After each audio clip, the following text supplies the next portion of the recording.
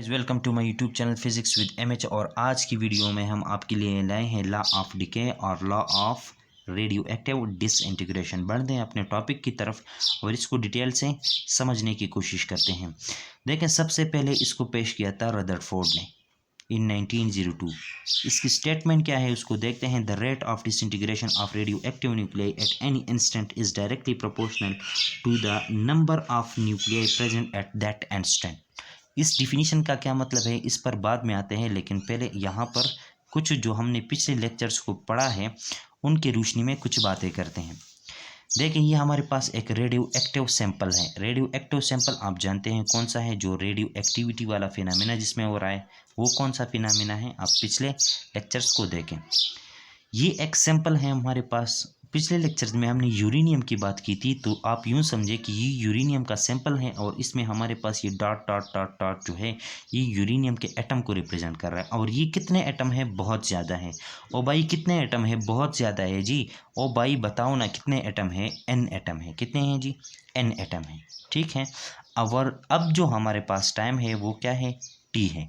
और ये टाइम क्या रिप्रेजेंट कर रहा है, टी क्या रिप्रेजेंट कर रहा है, मतलब जब ये यूरेनियम इस यूनिवर्स में बना हुआ था, बन गया फर्स्ट टाइम, तो इसमें रेडियो एक्टिविटी वाला प्रोसेस शुरू हो गया।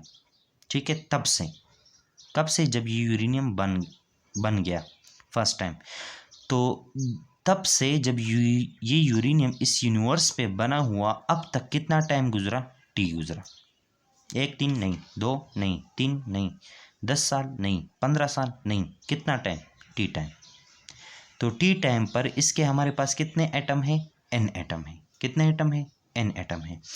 अब जब हम इसको देख रहे हैं तो इसके एटम एन है और टाइम टी गुजरा है। अब भी यहाँ पर रेडियो एक्टिविटी वाला फिनोमेना अक्कर होगा और यहाँ से कुछ एटम या कुछ न्यूक्लियाई डिसइंटीग्रेट होंगे।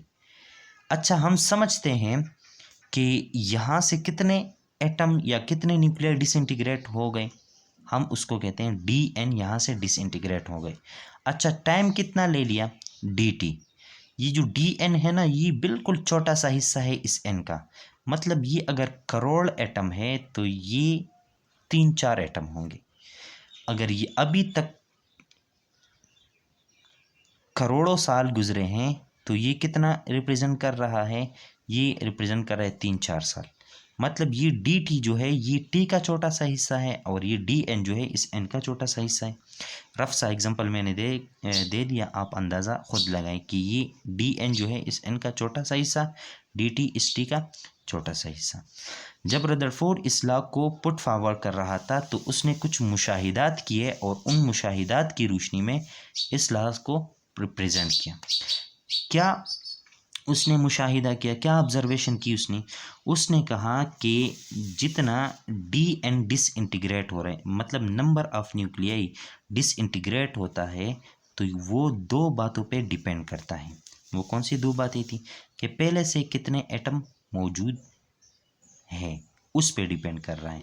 अगर पहले से ज़्यादा एटम मौजूद है तो ज़्यादा नंबर ऑफ डिसइंटीग्रेशन होगी, मतलब ज़्यादा एटम डिसइंटीग्रेट होंगे, ज़्यादा पेरेंट न्यूक्लियाई डॉटर न्यूक्लियाई में कन्वर्ट होंगे।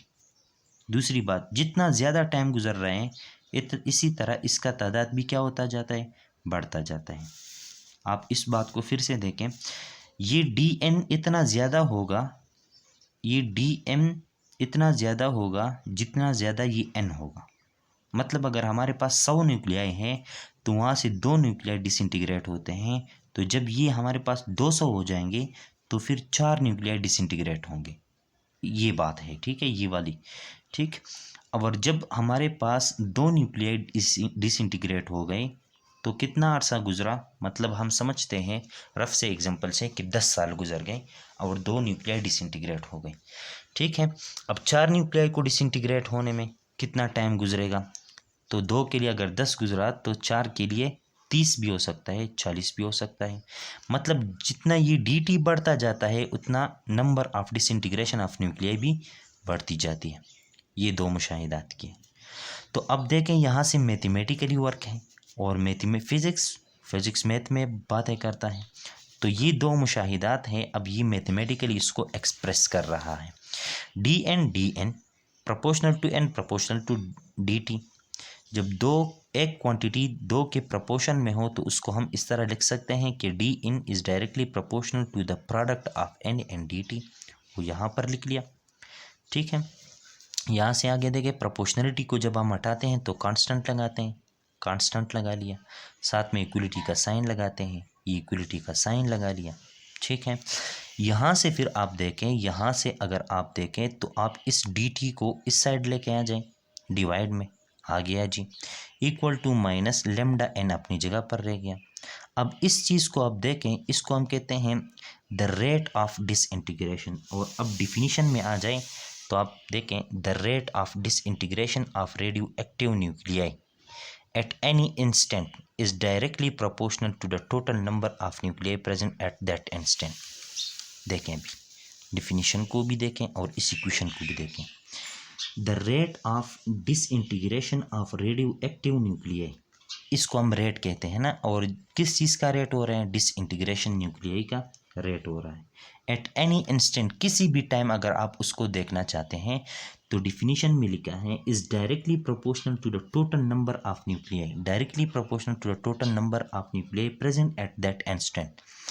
देखें, आप कहेंगे कि तो डायरेक्टली प्रोपोर्शनल नहीं है, तो इक्वलिटी को हटाओ, कांस्टेंट को हटाओ तो यहाँ से आ जाता है d n divide by d t is directly proportional to n. और इसी को हम कहते हैं लॉ ऑफ डिके, इसी को रदरफोर्ड ने पुट फॉरवर्ड किया था, और या इसी को हम कहते हैं law of radio active disintegration. उम्मीद है यहाँ तक आपको समझ आई होगी, लेकिन यहाँ पर कुछ क्वेश्चन है, उनका आंसर भी देना है। ये माइनस साइन क्यों लगाया है? माइनस साइन डायरेक्शन शो नहीं कर रहा। अच्छा, आपको वेक्टर वाली बात समझ में ना आए यहाँ पर। ये negative sign show that the n decreasing with time. आप समझ गए, नेगेटिव साइन क्या शो कर रहा है कि एन डिक्रीज हो रहा है टाइम के हिसाब से। और ये लेमडा क्या है? प्रोपोर्शनलिटी कांस्टेंट है, ये इसको हम कहते हैं कांस्टेंट ऑफ डिसइंटीग्रेशन। और ये हर मटेरियल के लिए जुदा जुदा होता है। मतलब पिछले लेक्चर्स में हमने यूरेनियम, पोलोनियम और थोरियम की मेरे ख्याल से बात की थी। तो थोरियम के लिए इसकी अलग वैल्यू, यूरेनियम के लिए अलग वैल्यू, और इस तरह मुख्तलिफ रेडियो एक्टिव एलिमेंट्स के लिए इसकी वैल्यू मुख्तलिफ होती है, ठीक है। देखें, इस इक्वेशन के साथ थोड़ा सा और मैथमेटिकली ऑपरेशन करते हैं इस पर, और यहाँ से एक यूज़फुल इंफॉर्मेशन और निकालते हैं, ठीक है। अच्छा, तो यहाँ तक तो आप समझ गए थे कि d n is directly proportional to n and d t, ठीक है। यहाँ से आगे आप देखें, जब हमने इसको हटाया प्रोपोर्शनलिटी को तो कांस्टेंट लगाया और इक्वलिटी का साइन, और ये डी टी आ गया, ठीक है। अब ये डी एन साथ में इधर एन है, ये वाला डी एन ये आ गया, इससे नीचे ये वाला एन आ गया, हमें इक्वेशन मिला माइनस लेमडा डी टी। यहाँ तक आप समझ गए। अब क्या करते हैं, दोनों अतराफ से इंटीग्रेशन लेते हैं, या equation is integrated on both side करते हैं। जब इंटीग्रेशन कर लिया तो आपको पता है, जब इंटीग्रेशन आ जाए और 1/x आ जाए, और ये with respect to x integrate हो रहा हो, तो इसका जो हमारे पास आंसर आता है वो नेचुरल लॉग ऑफ, ये जो डिनोमिनेटर में है जो चीज़ है यही आता है इस तरह। या अगर आप देखें, इस चीज़ का derivative with respect to this चीज़ ऊपर मौजूद है, तो उसका इंटीग्रेशन हम इस तरह लिख सकते हैं। मतलब x का derivative with respect to x क्या है? 1, और वो ऊपर मौजूद है तो उसको हम इस तरह लिख सकते हैं। तो इसी तरह n का derivative with respect to d n क्या है? 1 है, तो इसको हम इस तरह लिख सकते हैं, ठीक है। ये लिख लिया, ये कांस्टेंट है, इंटीग्रेशन साइन से बाहर आ गया, उसको इधर लगा लिया, और डी टी का इंटीग्रेशन। तो आप देखें, इंटीग्रेशन ऑफ डी टी ये ख़त्म हो जाता है तो सिर्फ टी रह जाता है, और टी ये आ गया। चूँकि ये इनडिफिनेट या डिफिनेट इंटीग्रल है, सॉरी इनडिफिनेट इंटीग्रल है, ठीक है। तो हम फिर क्या लगाते हैं? कांस्टेंट लगाते हैं। ये ए हमारे पास कांस्टेंट आ गया। नाउ अब देखिए, यहाँ पर एक बहुत यूज़फुल इंफॉर्मेशन पड़ा हुआ है।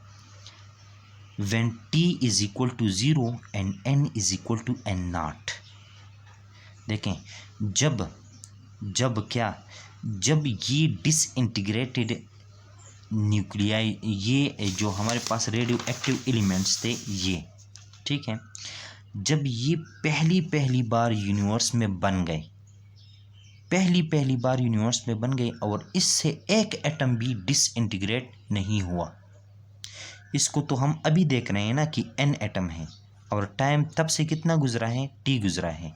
तो आप इधर आ जाए, इधर इस a की वैल्यू की निकालने में हम एक इंफॉर्मेशन यूज़ कर रहे हैं और वो इंफॉर्मेशन ये है, when time is equal to zero. और टाइम कब ज़ीरो था, जब ये यूरेनियम की जो सैंपल है ये हमारे पास इस कायनात में फर्स्ट टाइम बनी और अभी इसका एक सेकंड भी नहीं हुआ, तो तब इसकी जो तादाद थी, नंबर ऑफ यूरेनियम न्यूक्लियाई जो थे वो n0 थे। मतलब इससे एक एटम भी अभी डिसइंटीग्रेट नहीं हुआ। कब, जब टाइम इस पर बिल्कुल भी नहीं गुजरा। तो इस इंफॉर्मेशन को उठाकर इसको कहते हैं इनिशियल इंफॉर्मेशन, हम यूज़ करते हैं इंटीग्रेशन में कांस्टेंट की वैल्यू को निकालने के लिए।